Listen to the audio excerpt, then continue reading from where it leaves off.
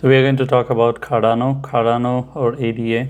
It's sitting at 38 cents right now, as you can see, and nothing has changed for Cardano. Cardano is pretty much following the overall script, and even though it has dumped, we have seen Cardano struggling 4 days ago as well. I mean, I talk about 10 coins every day.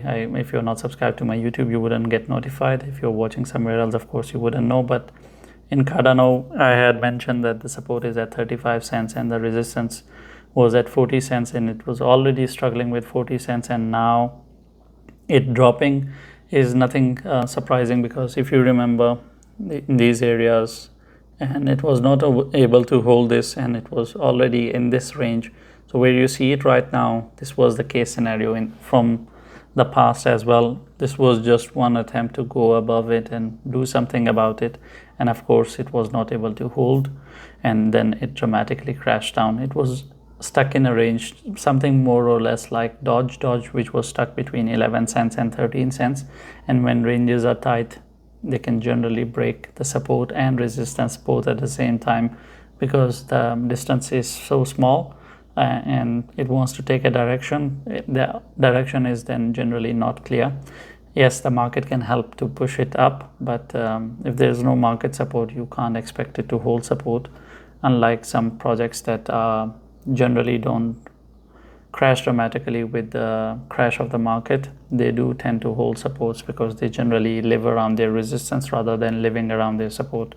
Anyway, with Cardano, now it is sitting at 38 cents. Its support is all the way down towards 35 cents. So it is far from its support. It's sitting somewhere in the middle actually.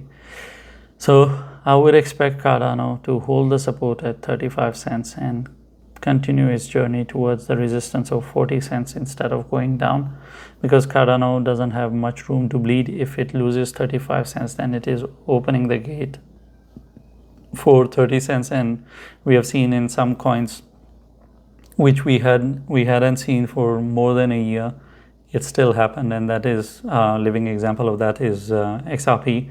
It opened its gates to 40 cents. Now the support at 40 cents is a bit scary, because XRP has not seen 40 cents for more than a year.